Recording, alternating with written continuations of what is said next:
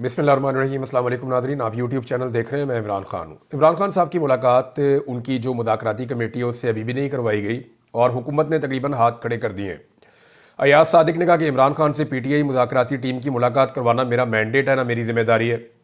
हालांकि जो इनकी आपस में मुज़ाकराती कमेटी की मुलाकात हुई थी वहाँ पर बाकायदा लिखा गया था कि इमरान खान साहब से जाकर मिलेगी पाकिस्तान तहरीक इंसाफ की मुज़ाकराती कमेटी, उनसे मुशावरत करेगी और उनकी हदायत की रोशनी में फिर आगे का लायामल बनेगा और दोबारा मुलाकात होगी। लेकिन अब बार बार वज़रा कहते भी रहे हैं, जो हुकूमती मुज़ाकराती कमेटी है वो कहती रही है कि मुलाकात होनी चाहिए, लेकिन मुलाकात करवाई नहीं जा रही। अब इसमें नवाज शरीफ साहब की सियासत भी कार फरमा है और बार बार पाकिस्तान तहरीक इंसाफ को कहते हैं जी अपने तहरीरी मुतालबात दे दें। तहरीरी मुतालबात के हवाले से दो चीज़ें अब तक सामने आई हैं कि हुकूमत क्यों मांगती है तहरीरी मुतालबात, क्यों बज़िद है कि तहरीरी तौर पर ही दें। हालांकि इमरान खान साहब ने ट्वीट में भी अपने मुतालबात के दो मुतालबात हैं मेरे मुज़ाकरात में, अखबारात के अंदर छप गए हैं, पूरी दुनिया को याद हो गए हैं, लेकिन ये दो मुतालबात भी हुकूमत कहती है जी लिख के दें तो हम मानेंगे। तो इसकी पहली वजह यह है कि नवाज शरीफ को ताने देने के लिए कोई एक कागज़ मैसर आ जाए कि नवाज शरीफ साहब जो है ना वो जलसों में खड़े होकर वो कागज़ दिखाएं, ये देखो जी ये मुतालबात इमरान खान करता रहा है, ये इस तरह करके ना नवाज शरीफ को सियासत करने के लिए कोई पेपर मिल जाए। तो इमरान खान के पास तो साइफर था, बहुत बड़ा पेपर था। तो नवाज शरीफ साहब जो है ना वो मर्सिडीज़ के बदले में अपनी 3 पहिए वाली साइकिल हासिल करना चाह रहे हैं कि मैं भी किसी तरह कोई सियासत के अंदर आ जाऊं कि ये मुझे तहरीरी तौर पे मुतालबा मिल जाए। तो इमरान खान साहब ने कहा दो पहिए लिख के दो, लिख के दे इनको मुतालबात। तो पाकिस्तान तहरीक इंसाफ पहले देना नहीं चाह रही थी। उसकी दो वजूहत जो समझ आ रही थी, एक ये कि मियाँ नवाज शरीफ साहब चाहते हैं कि उनको कोई तहरीरी चीज़ मिल जाए जिसको कल को वो कहें जी एनआरओ मांग रहे थे, ये कर रहे थे, वो कर रहे थे। और दूसरा हुकूमत को शक है कि मुज़ाकरात कहीं और भी हो रहे हैं और वहाँ पे जो पाकिस्तान तहरीक इंसाफ हमसे मांग रही है उससे ज़्यादा कुछ देने की तैयारी हो रही है। लिहाजा ये तहरीरी तौर पे हमारे पास होना चाहिए ताकि हम कल को कहें जनाब ये देखें यही मांगा था और यही हमने देना है। और तीसरी एक चीज़ और है जो बहुत इंपॉर्टेंट है, जो किसी के जहन में नहीं आ रही, वो ये है कि पाकिस्तान तहरीक इंसाफ ने तो अभी एक लंबी तारीख चलानी है। ये तो उनके इब्तदाई मुज़ाकरात के अंदर जो उन्होंने कहा था जी मुज़ाकरात कर रहे हैं, तो मुज़ाकरात को आगे बढ़ाने के लिए हमारी दो शराइत माने फिर मुज़ाकरात करते हैं बाकी चीज़ों के ऊपर। तो बाकी चीज़ों पर तो मुज़ाकरात होने, ये तो दो वो चीज़ें हैं जिन पे इमरान खान साहब अपनी सिविल नाफरमानी की तहरीक को वापस लेंगे, उसको ख़त्म करेंगे, मुज़ाकरात के अंदर बैठ के बातचीत शुरू करेंगे और फिर उन चीज़ों पे आएंगे जो हकीकी चीज़ें हैं जिनके ऊपर बातचीत होनी चाहिए। Number 1, mandate. इमरान खान साहब का पहले दिन से मुतालबा है कि हमने इलेक्शन जीता है, कोई 70% से ज़्यादा लोगों ने हमें वोट दिया है। 180 सीटें तो पाकिस्तान तहरीक इंसाफ पहले दिन इलेक्शन में जीत गई थी। 17 सीटों वाली जमात को उठा के पाकिस्तान में इक़्तिदार दे दिया पाकिस्तान की एस्टेब्लिशमेंट ने। ये पाकिस्तान के साथ वैसे बड़ा ही घिनौना मजाक किया इन्होंने। जो लोग बदतरीन तरीके से मुस्तरद हुए उन्हें लाके इक़्तिदार में उठा दिया। एक ऐसी खातून को पंजाब की वज़ीर आला बना दिया जो अपनी सीट ही हार गई थी और बहुत सारी और सीटें भी ये हार गए थे। इनके पास तो ये ना 3 में ना 13 में पीपल्स पार्टी इनसे आगे जा रही थी कौमी असम्बली में। तो वहां पे इनको इक़्तिदार दे दिया गया, इनको लाके इस खानदान को, इसकी खानदान की सियासत भी तबाह कर दी वैसे सीरियसली जो है। अब इमरान खान साहब ने मुतालबा मैंडेट की वापसी का भी करना है और आइन की बहाली का भी करना है। आइन की बहाली जो है वो 26वीं आइनी तरमीम के खात्मे के साथ मशरूत है कि 26वीं आइनी तरमीम खत्म हो जाए। अब इसमें एक नई डेवलपमेंट हुई है और जो सेक्रेटरी हैं बार के, यानी जो सुप्रीम कोर्ट बार एसोसिएशन है उसके जनरल सेक्रेटरी सलमान मंसूर ने 26वीं आइनी तरमीम कलअदम करार देने के लिए सुप्रीम कोर्ट में दरखास्त दायर कर दी है और उन्होंने चंद नुक्ते उठाए। एक, उन्होंने कहा कि जी जजेस की तादाद में इजाफा ना किया जाए और प्रैक्टिस एंड प्रोसीजर एक्ट में तरमीम में कलअदम करार देने और नए जजेस की तैनाती रोकने की भी इस्तदा की गई है। यानी अब ये सारा का सारा 26वीं आइनी तरमीम में किया गया ना कि कितने जज लाने हैं, कैसे जज लाने हैं, जजों को कौन लेकर आएगा। अब पार्लियामेंटेरियन फैसला करेंगे कि किसको जज बनना और किसको नहीं बनना। तो जो जजेस की अपनी, जो जुडिशरी की अपनी उसके अंदर अहलियत है या उसकी कैपेसिटी है, उसको बहुत मिनिमाइज कर दिया गया, यानी उसे कम कर दिया गया है। तो अब इसके ऊपर ये सारा कुछ 26वीं आईनी तरमीम में हुआ है और ये कोई पहला बंदा नहीं है जिसने 26वीं आईनी तरमीम को चैलेंज किया। कोई दर्जन भर जो लोग हैं या इससे ज्यादा, इन्होंने 26वीं आईनी तरमीम को चैलेंज किया हुआ है। और हैरत की बात आप ये देखें कि 26वीं आईनी तरमीम के नतीजे में जो गैर आईनी, मैं उसे गैर आईनी इसलिए कह रहा हूं कि मैं 26वीं आईनी तरमीम को ठीक नहीं समझता और मेरा यह हक है कि मैं उसको ठीक समझूं या गलत समझूं।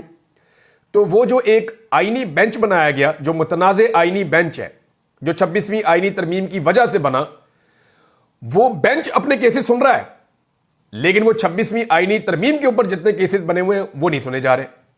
मजे की बात आप ये देखें, यानी आपको हैरत होगी इस बात से कि जो मेन मसला है कि 26वीं आईनी तरमीम ठीक है या गलत है, वो केस नहीं सुना जा रहा।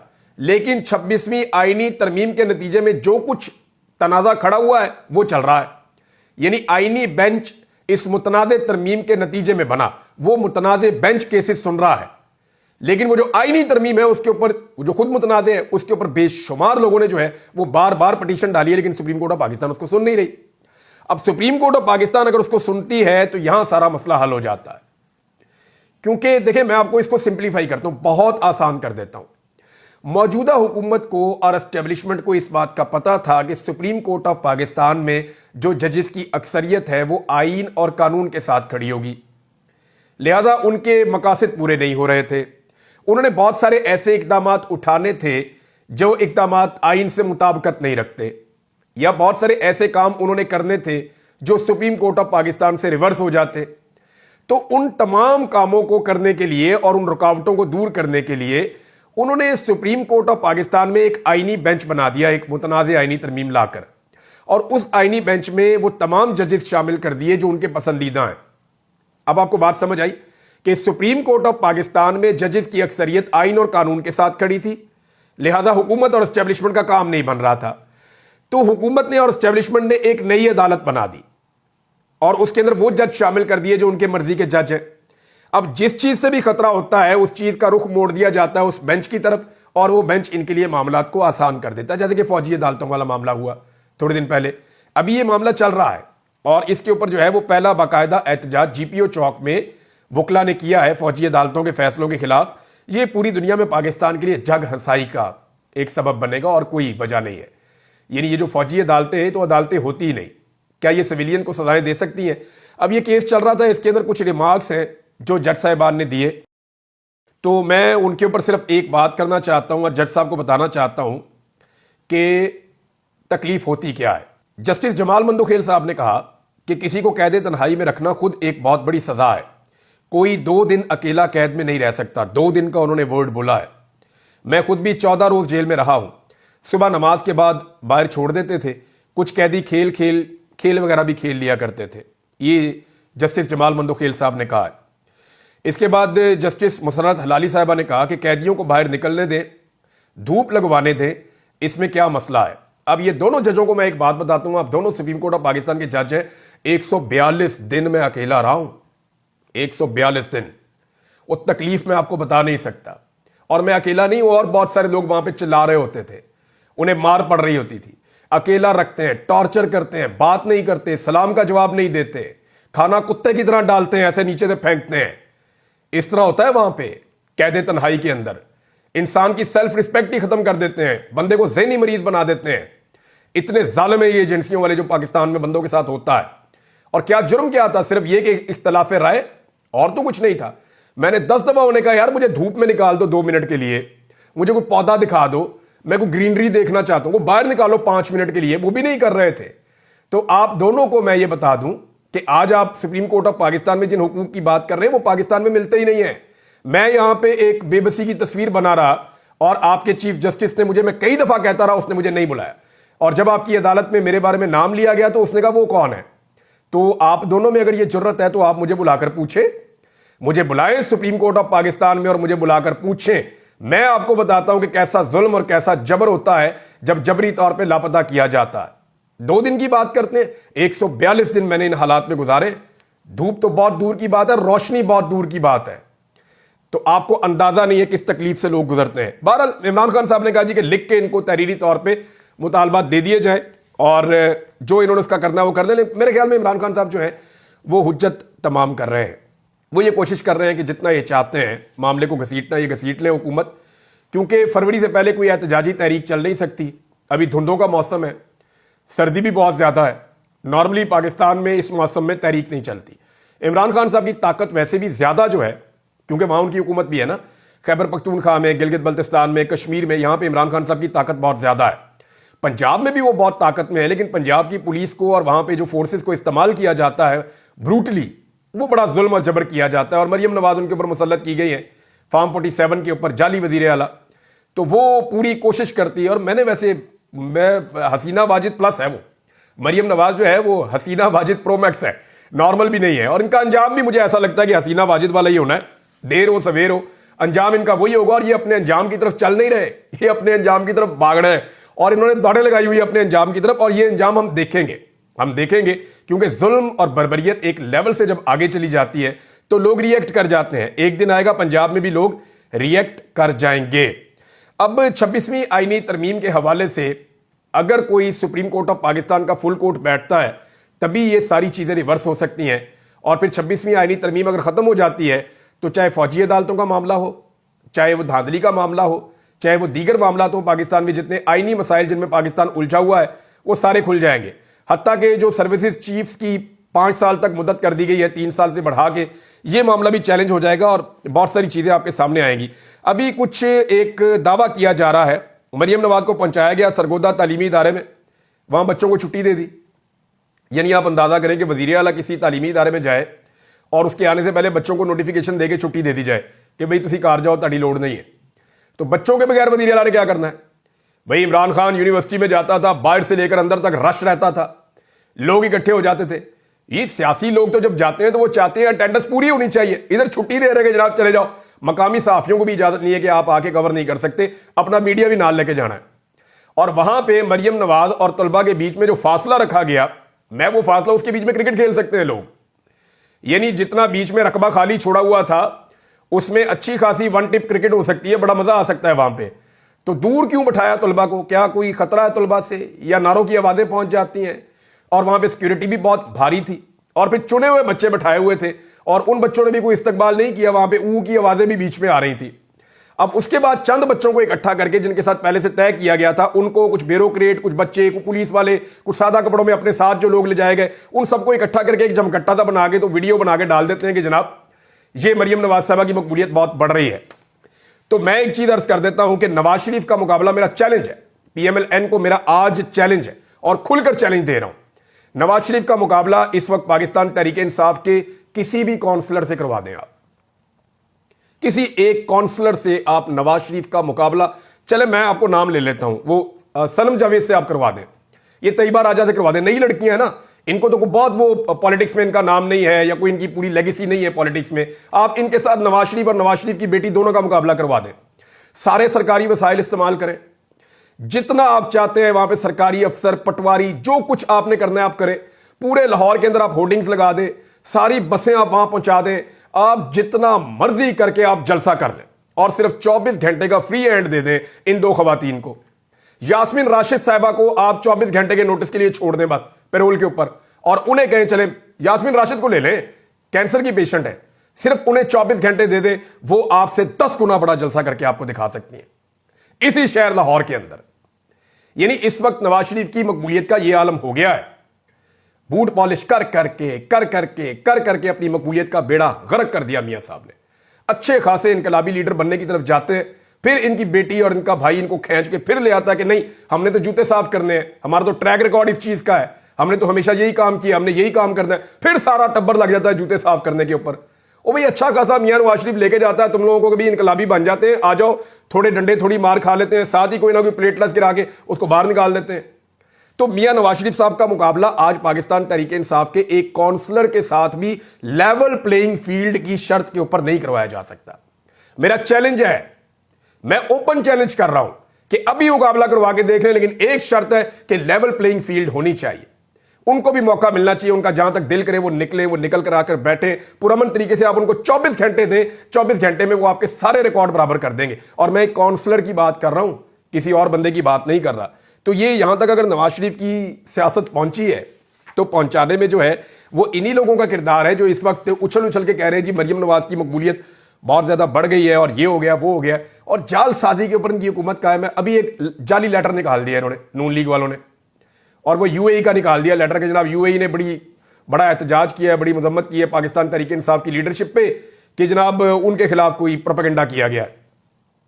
वहां से जनाब उन्होंने कहा ये तो जाली लेटर है, सारा दिन उसके ऊपर उन्होंने स्यापा डाली रखा, शाम तक उसके ऊपर उन्होंने शोर डाला, शाम को पता चला जनाब ये जाली लेटर है, और थोड़े ही घंटों के अंदर दोबारा से इनका पोल खुल गया। इमरान खान साहब ने कहा था जी 3 दिन पहले कि जो लापता कारकुनान है उनकी तस्वीर और उनकी जो तफसीलात हैं वो शेयर की जाएं, मगर इस बारे में 3 दिन गुजर गए, अभी तक कुछ नहीं हुआ। अब पता चला इमरान खान साहब ने एक कमेटी बना दी है और उसको कहा है कि इसके ऊपर फौरी तौर पर काम करें और फौरी तौर पर जितने भी लापता अफराद हैं उनकी तफसीलात शेयर की जाए, उनकी तस्वीर शेयर की जाए, ताकि ये मामला जो है वो इसको उठाया जाए। 26 नवंबर का एक ऐसा मामला था जिसपे पाकिस्तान तहरीक इंसाफ गिच्ची से पकड़ सकती थी इस हुकूमत को, लेकिन तहरीक इंसाफ ने उस मौके को ज़ाया किया और उन्हें लगा कि पता नहीं मुज़ाकरात में से वो क्या निकाल लेंगे। हुकूमत, मैं पहले दिन से आपको ये कह रहा हूं कि हुकूमत कभी नहीं चाहेगी कि ये मुज़ाकरात कामयाब हों, क्योंकि मुज़ाकरात की कामयाबी की सूरत में इस हुकूमत को घर जाना पड़ जाएगा। क्योंकि देखें ना, अगर इमरान खान बाहर आ गया तब तो खेल ही खत्म हो गया। इमरान खान जेल से बाहर आ जाएंगे, मुल्क उसका हो जाएगा। ये आप मेरे से लिख के ले लें। इमरान खान अगर डील किए बगैर, ये शर्त है सिर्फ, इमरान खान अगर डील किए बगैर जेल से बाहर कदम रख देते हैं और जेल से बाहर आ जाते हैं तो ये मुल्क फिर इमरान खान का है। वो इस तरह के आप देखेंगे, आपको नजर आ जाएगा, पूरा मुल्क निकल आएगा, सब लोग इमरान खान के साथ खड़े हो जाएंगे, तो सियासत तो उसकी मुट्ठी में आ जाएगी। इनके पल्ले क्या रहेगा? इनके पल्ले कुछ नहीं रहेगा, ये तफैलिए बन जाएंगे। ये सिर्फ इमरान खान का नाम लेकर अपनी सियासत किया करेंगे और इनके अपने पल्ले कख नहीं बचेगा। आज आप कद का फर्क देख लेना, नवाज शरीफ 3 दफा का वजीर आजम, इमरान खान के गोटों तक नहीं पहुंच सकता। आसिफ अली जरदारी दूसरी दफा पाकिस्तान का सदर है, इमरान खान के गिट्टों तक नहीं पहुंच सकता। इनकी औलादें आप ये देख ले, कोई शख्स भी इमरान खान का मुकाबला नहीं कर पा रहा सियासत के मैदान में। वजह सिर्फ एक है कि इमरान खान ने एस्टेब्लिशमेंट के सामने सरेंडर नहीं किया और इन सारों ने ना सिर्फ एस्टेब्लिशमेंट के सामने सरेंडर किया बल्कि इन सारों ने एस्टेब्लिशमेंट के बूट पॉलिश किए। हाँ, इनकी सियासत में वापसी एक ही तरीके से हो सकती है कि ये बुरश को और पॉलिश को एक साइड पे रखें और बूटों को धुतकार दें और ये कहें जी हम मैदान में आके सियासत करेंगे। हो सकता है 2 साल, 4 साल, 3 साल, 5 साल। इमरान खान भी इंसान है, उनसे भी गलतियां होंगी, वो सियासत के अंदर आएंगे। अगर उनकी हुकूमत बन जाती है या उनकी पार्टी की हुकूमत बन जाती है तो ज़रूरी तो नहीं है कि वो बिल्कुल दूध के धुले होंगे या दूध और शहद की नहरें बह जाएंगी। हो सकता है वो गलतियां करें और आपको मौका मिल जाए और आप वापस ऊपर आ जाए, लेकिन जब तक आप एस्टेब्लिशमेंट की गोद में बैठे रहेंगे आपको मकबूलियत नहीं मिलेगी। और ये जो लोग इस वक्त बड़े बड़े ओहदेदारों की दोस्ती यारी के चक्कर में मौजे ले रहे हैं ना, इनके साथ भी पाकिस्तान में कुछ अच्छा नहीं होगा। मैं आपको एक स्टेटमेंट पढ़ के सुनाता हूं। शाहिद मेतला साहब हैं, हमारे बड़े सीनियर जर्नलिस्ट हैं और जनरल बाजवा के हवाले से इनके बड़े अहम आर्टिकल्स भी आए थे। तो शाहिद मेतला साहब लिखते हैं, मोहसिन नकवी की ससुराली अजीज को पाकिस्तान क्रिकेट बोर्ड में हेड ऑफ वुमेन्स क्रिकेट तैनात कर दिया गया। इस मुल्क का निज़ाम मुलायजा करें, अशराफिया कैसे मुल्क के वसाइल को नोच रही है। समाज की गिरावट को देखें कि कैसे अफराद पैदा कर रहा है।